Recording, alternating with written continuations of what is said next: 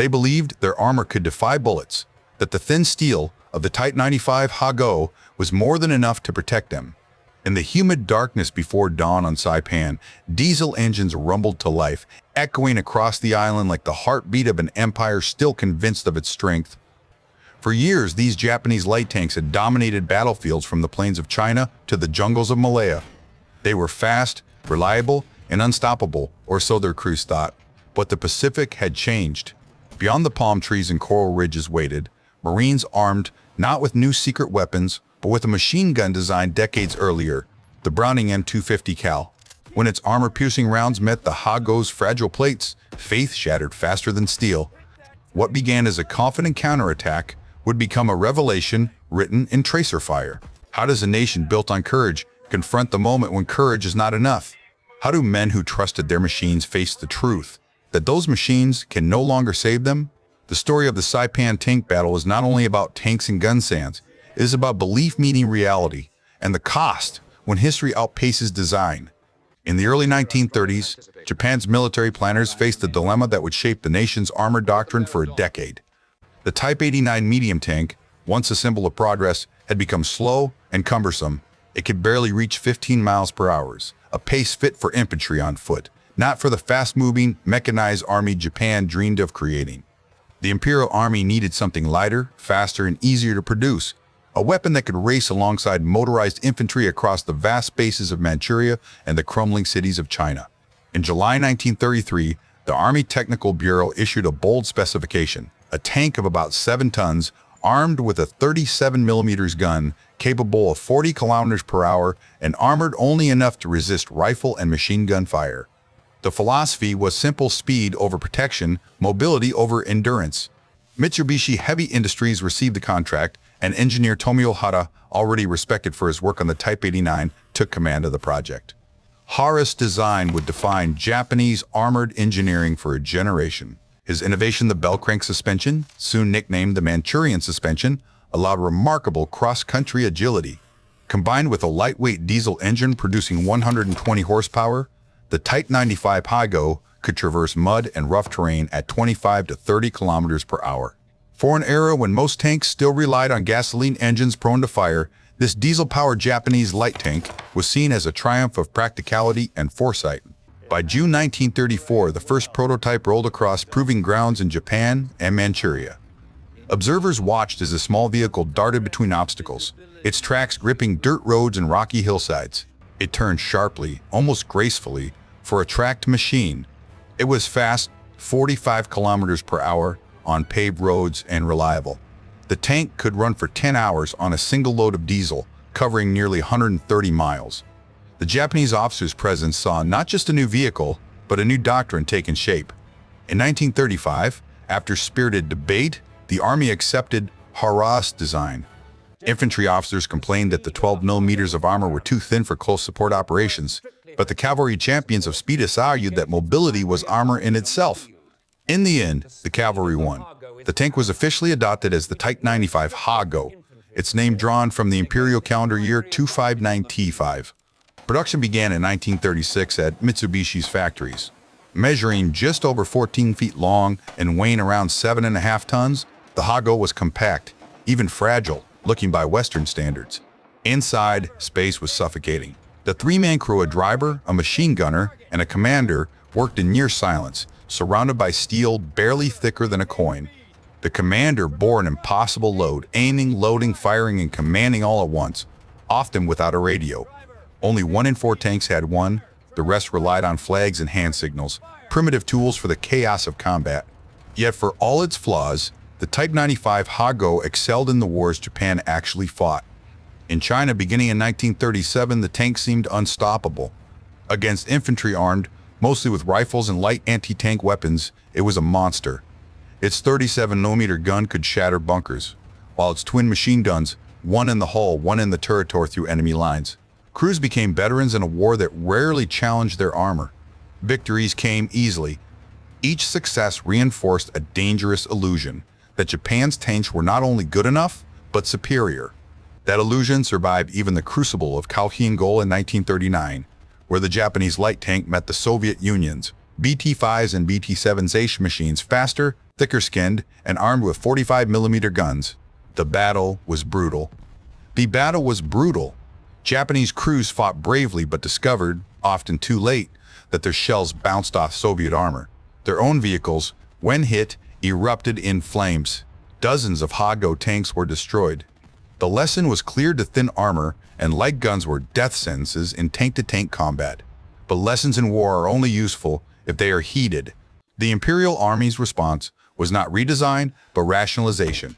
They blamed tactics, not technology.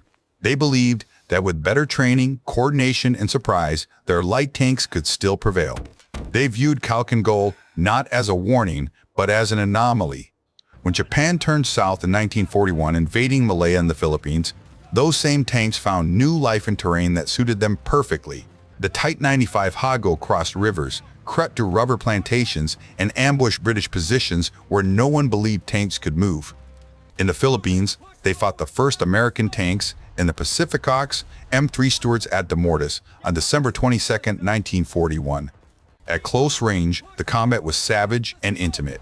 Both sides had 37mm guns, but the Japanese tank speed and the element of surprise gave them early victories. By the spring of 1942, the Ha-Go had become a symbol of Japanese triumph. Crews believed in it, commanders trusted it, and the army enshrined it as proof that Japan's approach to armored warfare was sound. But beneath the glory was a fatal flaw. Every success came against enemies who lacked proper armor or anti-tank weapons. Japan's armored core had never truly been tested against an equal foe. War, however, has a way of demanding payment for arrogance.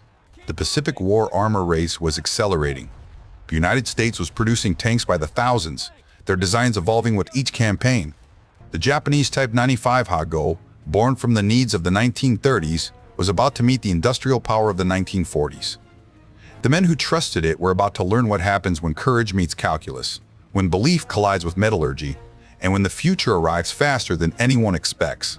The night air over Saipan was heavy with heat and tension.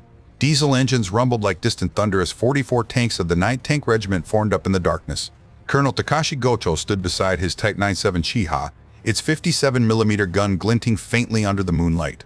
Around him, the lighter Type 95 Ha-Go tanks idled restlessly, their exhaust pipes coughing smoke that hung low over the sugarcane fields. For the Japanese, this counterattack was more than a tactical maneuver. It was a desperate statement of faith. If they could drive the Americans back into the sea, the empire might yet hold its ground. The order came shortly after 3:00 a.m. Engines roared, tracks clattered, and the line of Japanese light tanks began to move toward the American beachhead. Infantry clung to the hulls, gripping turret handles as the column crept forward. The ground trembled under the synchronized rhythm of steel tracks. Inside each cramped tank, the crews were drenched in sweat, their nerves drawn tight. Most had fought before: China, the Philippines, Malaya. But none had faced the storm that awaited them on Saipan.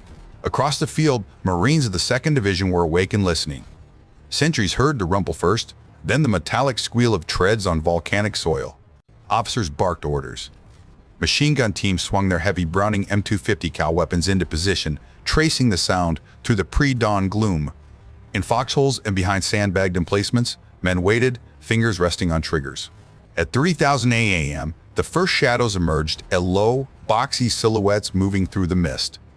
"Tanks," someone shouted. The Marines opened fire. Tracer rounds streaked across the darkness like burning comets, slamming into the advancing armor. The rhythmic thunder of the Browning M250 cal filled the air, deep and steady, echoing across the field. For the Japanese crews, the first impacts sounded familiar of metallic clangs against the hull, the expected percussion of small arms fire. But within seconds, that sound changed. The clangs became cracks, and sparks flared inside the compartments. Bullets weren't ricocheting, they were penetrating. The armor of the Type 95 Ha-Go, 12mm at best, was no match for the 50 caliber armor-piercing rounds. At 200 meters, those rounds could pierce nearly twice that thickness. Inside one Ha-Go, a driver screamed as a bullet tore through the vision slit, striking his shoulder.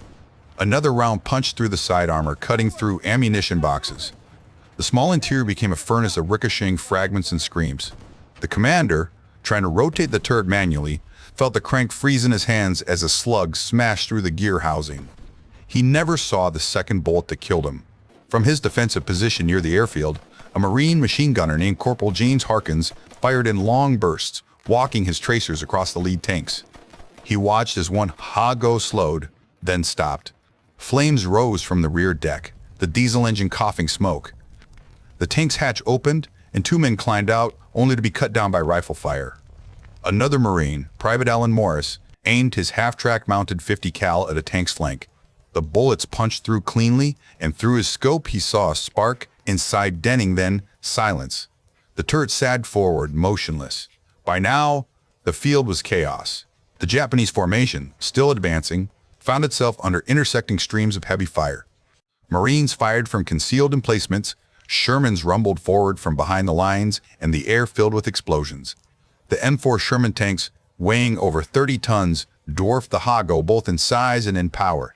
Their 75mm guns opened fire, each shot detonating with concussive force. A Sherman crew spotted a Ha-Go attempting to flank the line. The gunner adjusted, fired once, and the Japanese tank erupted, its turret blown clear. The difference between the two machines was night and day. Where the Ha-Go had thin plates riveted to a fragile frame, the M4 Sherman boasted angled armor up to 51mm thick, effectively resisting all Japanese 37mm fire. Still, the Japanese charged. One Ha-Go, its tracks already damaged, continued to crawl forward, its commander standing half exposed from the turret. He waved his sword and shouted orders to the infantry following behind. Moments later, a burst from a Browning M250 cal cut him down.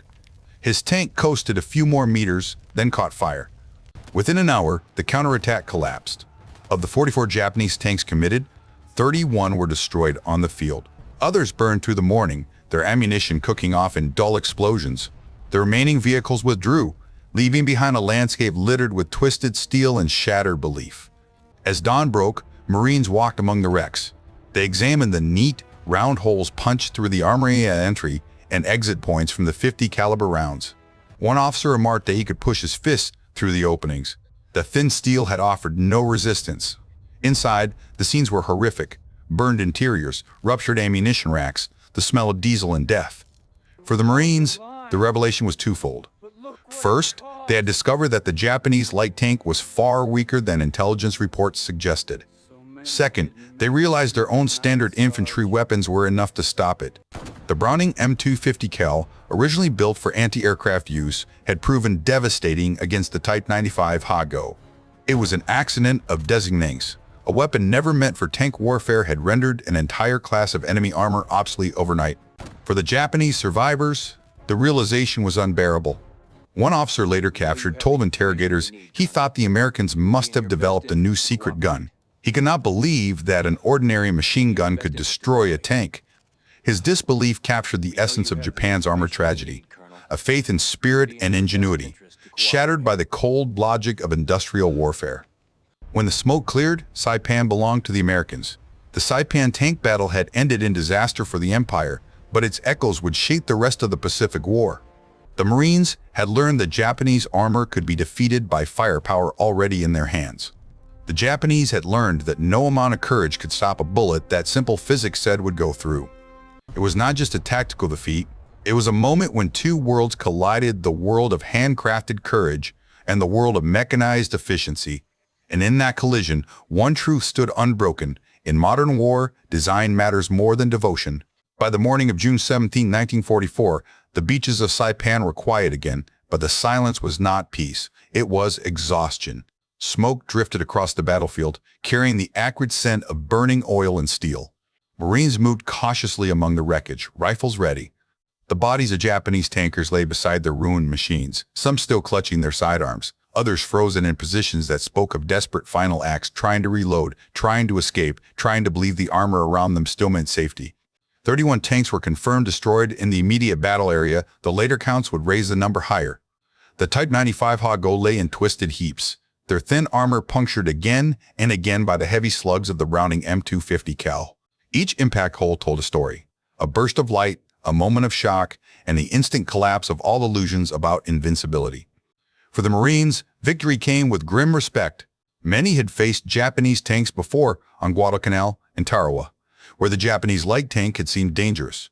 Now, walking among the wrecks, they saw them for what they were, artifacts of an earlier war. One Marine captain gathered his men around a destroyed Ha-Go and pointed to the holes in its turret. "This is what you were fighting," he said. "Remember it. Don't underestimate your weapons again." The Saipan tank battle marked the end of the Ha-Go's myth. News of the defeat spread quickly across the Pacific.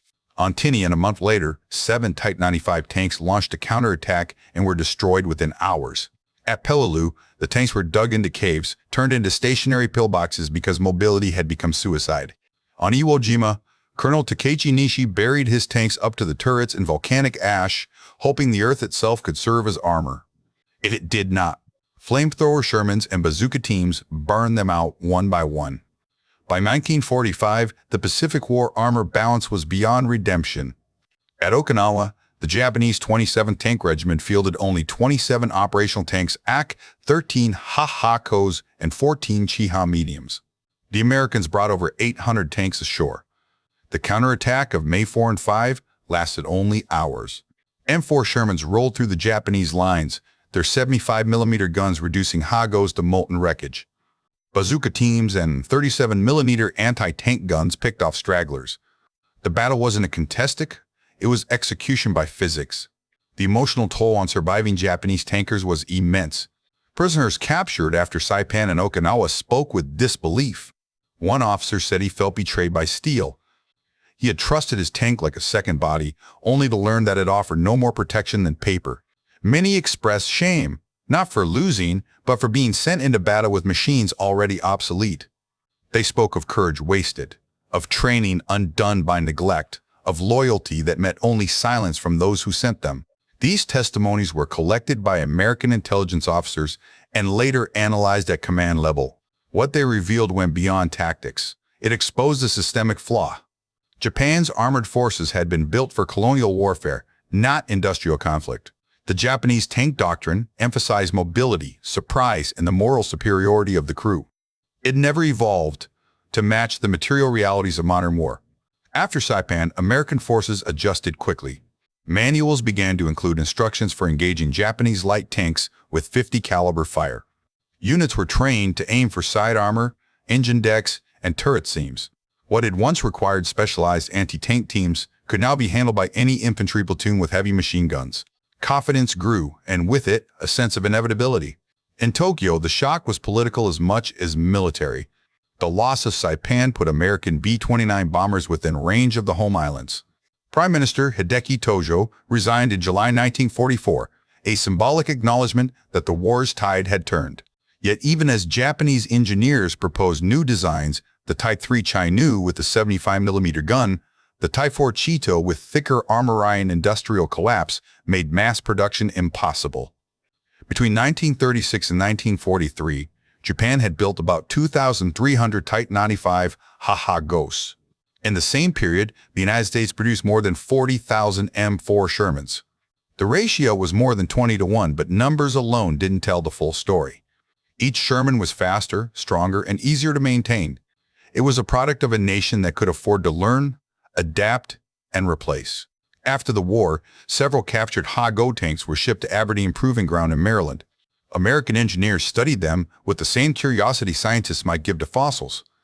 They measured the armor, 12mm at its thickest, 6 at its thinnest. They examined the cramped interior, 50 cubic feet for the commander, no seat, no powered traverse, no ventilation. They noted that only 1 in 4 tanks carried a radio. The rest relied on flags or visual signal sending methods that failed the moment smoke filled the battlefield. The verdict was clinical but damning. The Type 95 Ha-Go was an excellent vehicle for a war Japan had already outgrown. It was built for an enemy who could not shoot back. Its light frame, once praised for mobility, now condemned its crews to death. Against the M4 Sherman, with its stabilized 75mm gun, 51mm of sloped frontal armor, and full radio network, the Ha-Go was an antique. For the Japanese soldiers who had believed in it, the realization came too late. They had fought bravely, but bravery cannot thicken armor. They had trusted in speed, but speed cannot stop a bullet. When the Browning M250 cal slashed through their hulls, it was more than metal giving way. It was faith collapsing under the weight of modernity. As the war drew to its close, the pattern repeated: Tinian, Peleliu, Iwo Jima, Okinawa, Manchuria. Every battle confirmed the same truth. The Japanese light tank was obsolete. The empire had entered the industrial age of war with pre-industrial illusions. When the Soviets invaded Manchuria in August 1945, Japanese tank units faced T-34s whose 76mm guns made even the Shermans seem modest. At Shumshu Island, in the Kuril chain, 77 Japanese tanks defended against Soviet amphibious landings. Within 2 hours, 21 were destroyed. It was the last stand of Japan's armored corps, and it ended as predictably as all the rest. For historians, the Saipan tank battle marks the symbolic death of Japan's armored confidence. It was not only the moment when bullets pierced steel, but when industrial reality pierced national mythology. And yet, in that defeat lies a paradoxical dignity. The crews of the Hago fought not because they believed they could win, but because duty demanded they try. Their courage was real, their machines were not. The war had taught the world a brutal equation. Courage multiplies strength, but it cannot replace it. In the end, the Type 95 Hago became a relicane, one that spoke of ingenuity constrained by poverty, of faith betrayed by arithmetic, and of the tragedy that occurs when valor meets the modern machine. For the United States, the Saipan tank battle was not just a tactical success, it was a revelation about how modern war would be won. When Marine officers sent their reports to headquarters, the conclusions were clear and startling. Japanese tanks could be defeated with weapons already standard in every company. The Browning M250 cal, long considered a support weapon, had proven itself an anti-tank tool in the Pacific. The discovery changed doctrine almost overnight. Training manuals were rewritten. Marines learned to aim for the sides and engine compartments of Japanese light tanks. Infantry units practiced coordinated fire drills that concentrated multiple 50 caliber guns on moving armor. The fear that had once accompanied the cry of tanks disappeared. Soldiers who had seen the Type 95 Hago burn knew it was vulnerable, even fragile. They no longer waited for artillery or Shermans to deal with armored threats. They handled them themselves. But beyond tactics, Saipan carried a larger lesson, one of industry and economy. American officers studying captured equipment recognized that Japan's defeat on the battlefield began in its factories. The Type 95 Hago was not a failure of courage. It was the product of an industrial system that could not keep pace with modern warfare. In contrast, the M4 Sherman was more than a tanka. It was a statement of capability. Built by Chrysler at the Detroit Tank Arsenal, by Fisher Body in Michigan, and by Baldwin Locomotive Works in Philadelphia, it embodied the full weight of American manufacturing. In December 1942 alone, Chrysler produced 97 Shermans in a single month. That was more than Japan built of Hagos in an entire year. The Detroit Tank Arsenal itself became a symbol of what the historian Richard Overy later called industrialized courage. Spread over 500 acres in Warren, Michigan, it operated day and night under a forest of cranes and assembly lines. Thousands of workers, men and women, veterans and newcomers and built tanks with the same rhythm that once produced automobiles. Rosie the Riveters welded armor plates and fitted turrets, transforming a civilian workforce into the backbone of a mechanized army. By 1945, over 49,000 M4 Shermans had been produced. They were not perfect. They were not invincible. Against German Panthers and Tigers, they struggled. But they were good enough, reliable, maintainable, and available in overwhelming numbers. In the Pacific, where their heaviest opponent was the Japanese light tank, the Sherman was unstoppable. The contrast could not have been sharper. One nation building hundreds of tanks per month, another struggling to deliver dozens per year. The implications extended far beyond Saipan. The ability to produce and deliver war machines faster than they could be destroyed became the defining characteristic of Allied victory. Logistics, not just bravery, won battles. For every tank Japan lost, it might replace one. For every Sherman destroyed, America replaced 10. The factories of Detroit, Cleveland, and Pittsburgh were as decisive as the divisions in the field. Globally, military observers took notice. British and Soviet officers analyzing the Pacific War armor recognized the same principle that had already defined the European front. Industrial power was strategy. Japan's defeat in armored warfare was not an isolated failure. It was a symptom of systemic imbalance. When Hideki Tojo resigned after the loss of Saipan, it was more than political fallout. It was the realization that Japan could no longer compete in a war of production. The American public, reading about the victory, saw it differently. Newspapers described the island tank battle in heroic tone, saying, Marines standing firm against armored assault, machine gunners cutting down steel monsters with unflinching resolve. Few readers understood the deeper meaning, that these monsters were relics, their weakness proof of a larger truth about modernity. In Washington, strategists began to apply lessons from Saipan to future operations. If the Type 95 Hago was obsolete, then Japan's entire defensive network, based on similar hardware, would crumble under sustained pressure. This realization informed the planning for Tinian, Iwo Jima, and Okinawa. It also reinforced confidence in America's industrial strategy. General George C. Marshall summarized it simply: "The arsenal is our greatest weapon." Yet even as Americans celebrated, some military thinkers approached the victory with sobriety. They recognized that the destruction of the Japanese light tank symbolized not just superiority, but a moral weight.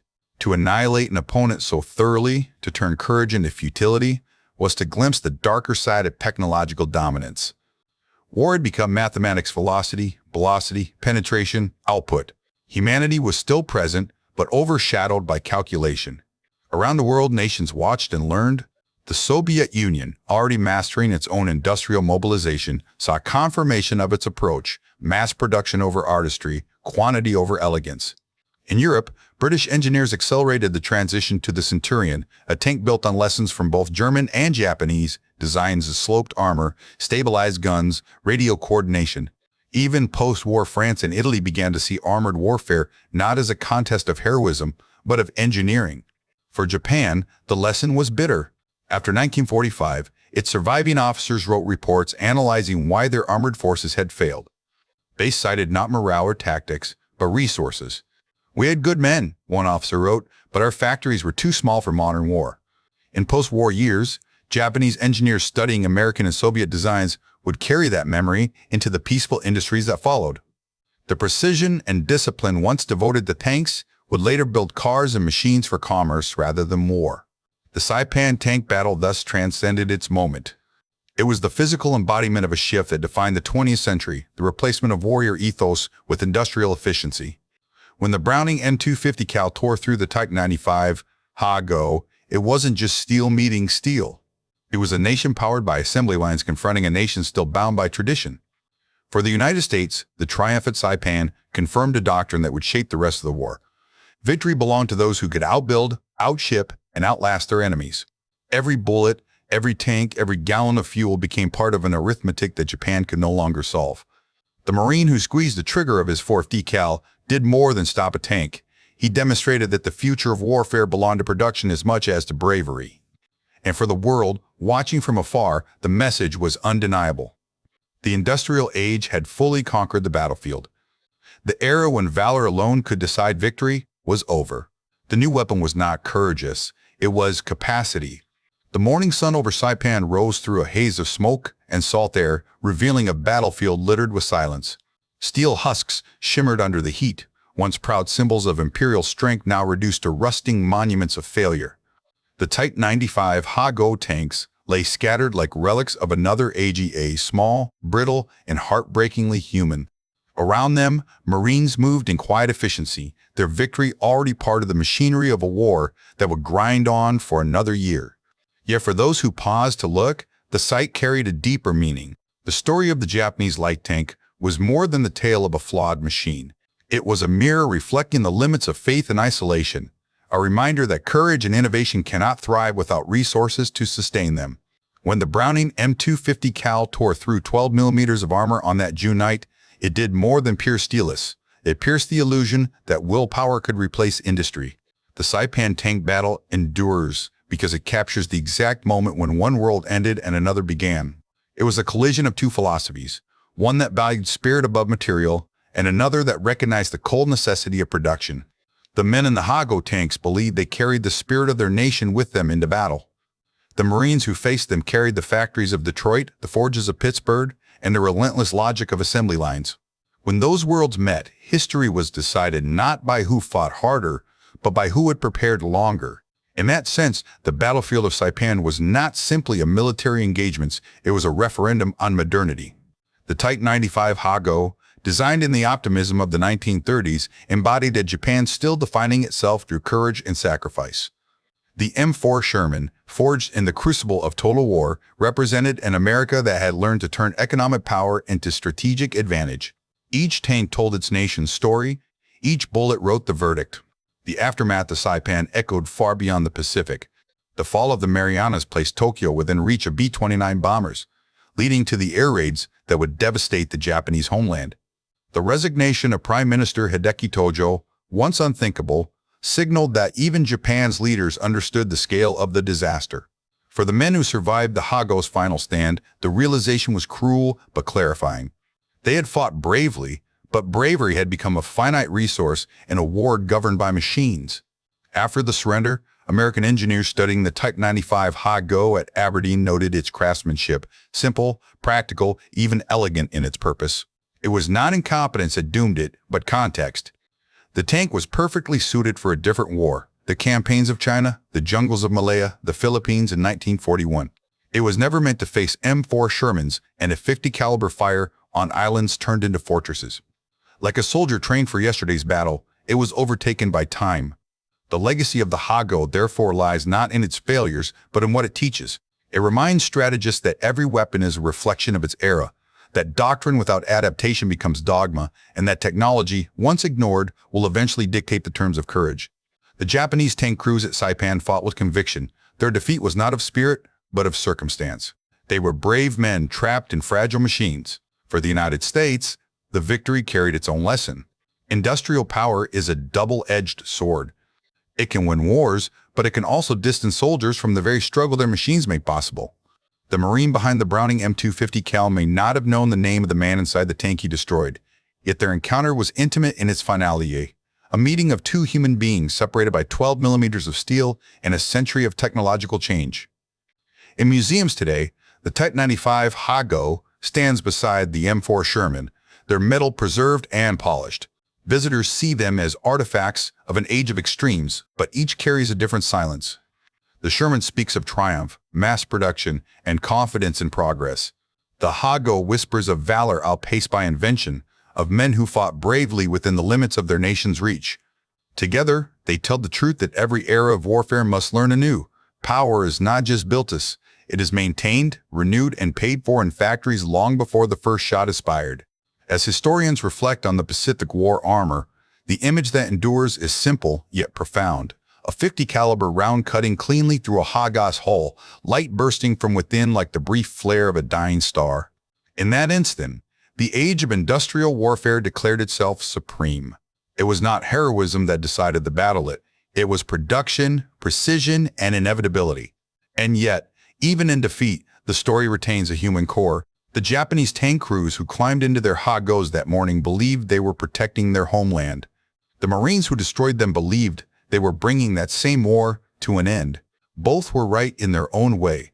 Between them lay the truth of the 20th century, that technology changes faster than courage, and that every generation must learn what happens when bravery faces the machinery of progress.